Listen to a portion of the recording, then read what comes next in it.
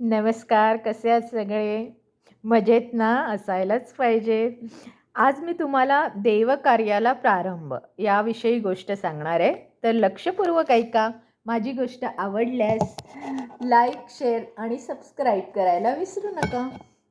तर गोष्ट सुरुवात करते. देवकार्याला प्रारंभ. देवशक्तीचा पराभव रावणाच्या आसुरी शक्तीने केला होता आणि इंद्राचे अनुयायी असलेल्या यक्षांच्या ताब्यातल्या लंका द्वीपाला रावणाने केवळ राक्षसांचा वेढा घालून जिंकलं होतं. लंकाच आपली राजधानी करावी असं रावणाने ठरवण्याचं कारण उघड होतं. भारताच्या अखंड भूमीवर सर्व राजांना जिंकून मांडलिक बनवलं तरी त्यांची राज्ये परस्परांना लागूनच राहणार होती. तिथे कुठेही राक्षसांची राजधानी केली तर न जाणो कोणीही सहज आक्रमण करेल, म्हणून सतत स्वसंरक्षणाची सिद्धता ठेवत राहावं लागणार होतं. त्यापेक्षा त्या काळात लंका कोणालाही सहज आक्रमण करता येण्यासारखी नव्हती. शिवाय सर्व धर्मकृत्ये बंद करून अत्यंत भोगमय वातावरण तयार करणं हे भारतभूमीवर त्या काळातल्या राक्षसांना जमण्यासारखं नव्हतं. कारण ही मुळात धर्मप्रवृत्तींची, ऋषीमुनींची संस्कारित भूमी होती. समाज धर्मप्रवण होता. त्यामुळे धर्मद्वेष्टपणा तिथे फार करून चालणार नव्हता. लंका उपभोग नगरी करायची, समाज उपभोगप्रिय करून ठेवायचा, त्यासाठी तशा सर्व सोयी उपलब्ध करून ठेवायच्या, म्हणजे राजकर्त्यांच्या अनितीकडे तो कांडोळा करतो. आज भारताचं हे वर्णन केल्याशिवाय वाटेल तर त्या काळातल्या असुरांचा हा विचार आहे. सर्व काळातले असुर हा आचार पाळतात. शिवाय स्वतः सुरक्षित राहून कुबेराकडून बळकावलेल्या विमानातून भारतावर कुठेही आक्रमण करून, लूट करून तेथील सुंदर स्त्रियांना पळवणं, उपभोग साधनांचा अखंड प्रवाह आपल्या देशात आणून आपल्या प्रजेला खुश ठेवणं, त्यांच्या डोक्यात देवधर्म हे विचारही जाऊ न देणं, यासाठी भारताजवळ, पण भारतातच नाही अशा राक्षस राजधानीसाठी लंका सर्व अर्थाने सोयीस्कर होती. तेथून सर्व भारतावर राज्य करण्यासाठी राक्षस सेनांचे तळ उत्तरेत कैलासपर्यंत ठिकठिकाणी ठेवायला हवे होते. त्यापैकीच एक तळ होता अयोध्येजवळ, गंगा शरयू संगमापलीकडे. मारीच आणि सुबाऊ हे तिथले प्रमुख होते आणि त्यांची आई ताटिका ही तर महाभयानक राक्षसीण होती. देवाबद्दलचा भक्तिभाव ऋषी वाढवतात. ऋषी संस्थेबद्दल समाजाला अत्यंत आदर आहे. त्यांच्या मार्फतच देवांना सर्व माहिती कळते आणि रसदाई पुरवली जाते. हे जाणून देवांना नामोहरम करायला ऋषी संस्थेवर आघात करायचे आदेश रावणाने राक्षसांना दिले होते. त्यांचे यज्ञयोग बंद पाडणे, त्यांची स्थाने अपवित्र करणे, त्यांच्यावर सतत अन्यायकारक आघात करणे, त्यांना मारून खाणे, ही सर्व अनवित अत्याचाराची कृत्ये राक्षस सर्रास करत होते. कारण ही ऋषी संस्था संरक्षणाबद्दल दुबळी होती. ज्ञानाची उपासना करणाऱ्या आणि समाजाला सद्भाव देणाऱ्या ऋषी क्षत्रियांनी संरक्षण करावं अशी व्यवस्था होती आणि विशिष्ट प्रसंगी संरक्षण मागण्याचा ऋषींना हक्क असे. त्यानुसारच विश्वामित्रांनी दशरथाकडे यज्ञ संरक्षण करायला रामाला द्यावे ही मागणी केली होती. वसिष्ठांच्या सांगण्यावरून रामाबरोबर लक्ष्मणालाही दशरथाने पाठवलं होतं. मोठी सेना विश्वामित्रांना नकोच होती, कारण त्यातून मोठं युद्ध उभं राहणार होतं आणि त्याने यज्ञ तर आपसुकच बंद पडणार होतं. एकटा राम आणि बरोबर लक्ष्मण हे राक्षसांच्या डोळ्यावर येणार नव्हते आणि ते त्यांच्यासोबत बेसावध राहणं सोयीस्कर ठरणार होतं. मुख्य उद्देश श्रीरामांना शस्त्रास्त्र देऊन तयार करणं हा होता. पण त्याआधी थोडं लोकविलक्षण कृत्य ते करतात की नाही हे पाहायला हवं होतं. त्यासाठी विश्वामित्रांनीही योजना केली होती. त्यानुसार प्रथम सर्वांचा निरोप घेऊन रथातून विश्वामित्र आणि राम लक्ष्मण हे तिघच निघाले. ते शरयू तीरापासून 6 कोस असलेल्या कामाश्रमात आले. तिथे विश्वामित्रांनी राम लक्ष्मणांना सिद्धमंत्र दिला. त्या मंत्राच्या योगाने त्यांना कथाही, थकवा, तहान, भूक आणि भय यांच्या पीडा होणार नव्हत्या. सर्व अवस्थांमध्ये जागृती राहणार होती. नंतर ते शरयू तीराचे मनोहर सृष्टी सौंदर्य पाहत शरयू गंगेच्या संगमापाशी आले. तेथील सौंदर्य तर विलक्षण होते. मानस सरोवरात उगम पावलेली शरयू नदी, तिचा जेथे गंगेत संगम होतो ते स्थान सुंदर असणारच. मानसात उगम पावलेली शरयू हे जिज्ञासेचे स्वरूप आहे आणि गंगा हे भक्तीचे स्वरूप आहे. जिज्ञासा आणि भक्ती यांचा जिथे संगम होतो त्या पुढचा प्रवास निश्चितपणे आणि वेगाने परमात्मा सागराकडे जाण्याचाच होतो. संगम ओलांडून नावेतून पलीकडे गेल्यावर मात्र अचानक एक भयानक वन दिसू लागलं. हिंस, श्वापदे, क्रूर पक्षी, विचित्र आवाज करून घोंगावणारे कीटक, तिथे होते रमणीयता एकदम संपून, इथे हे दृष्टीचं अक्राळ विक्राळ रूप का आहे, असं रामाने विश्वामित्रांना विचारलं. तेव्हा ते म्हणाले, हे ताटिका राक्षसिणीचे वन आहे.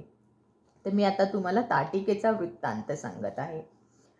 ताटिका ही अतिशय पवित्र आचरण करणाऱ्या सुकेतू नावाच्या यक्षाची मुलगी.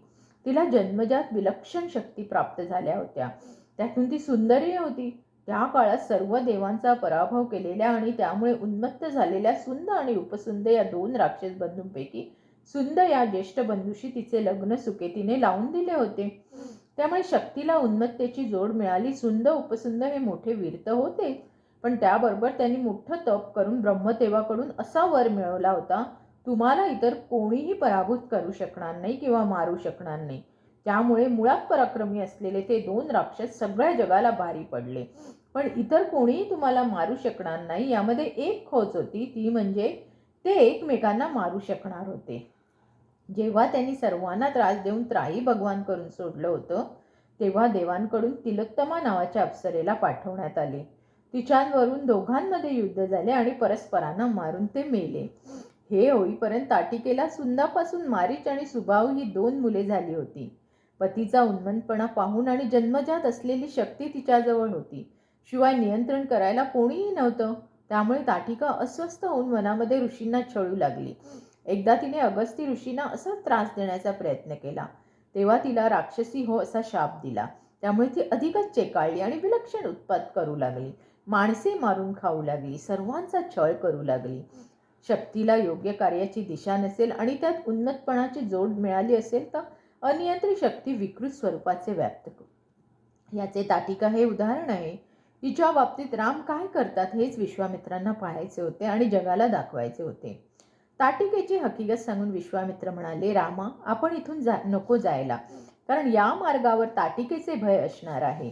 तेव्हा प्रभू किंचित हसले. ते हसण्याच्या पाठीमागे विश्वामित्रांच्या म्हणण्याचा आशय प्रभूच्या ध्यानात आल्याचे होते.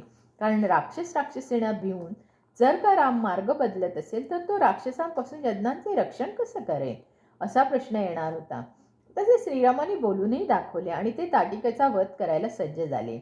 ती समोर येतात क्षणाचाही अवकाश न लावता रामाने एकाच बाणाने तिचा वध केला. साधूंना छळणाऱ्या अन्यायी, आक्रमक, आततायी आणि दुष्ट प्रवृत्तीच्या व्यक्तींच्या बाबतीत ईश्वराचा न्याय सारखाच असतो. मग ती व्यक्ती स्त्री असो वा पुरुष असो, हे श्रीरामाने वधवून दिले. त्यामुळे राक्षसांच्या भयाने यज्ञापासून निवृत्त झालेल्या ऋषींना राम लक्ष्मण आपले संरक्षण करू शकतील असा विश्वास निर्माण झाला. ही गोष्ट राक्षसांच्या कानावर जाऊन ते तयारी करून यज्ञस्थानांचा विध्वंस करायला यामध्ये काही काळ लागणार होता. रामाला यज्ञाच्या राक्षसासाठी नेण्याचे कारण दाखवून विश्वामित्रांना जे महत्त्वाचे कार्य गुप्तपणे करायचे होते ते म्हणजे रामाला शस्त्रास्त्र आणि त्यासाठीची मंत्रविद्या देणे.